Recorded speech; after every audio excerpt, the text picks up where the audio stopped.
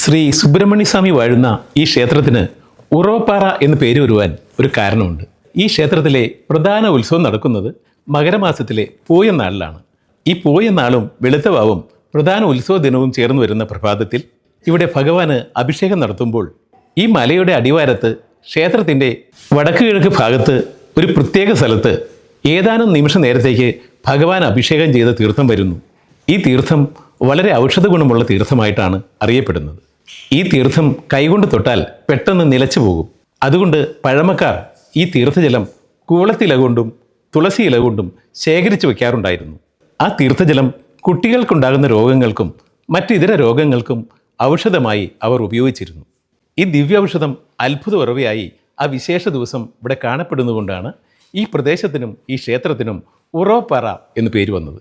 ക്ഷേത്ര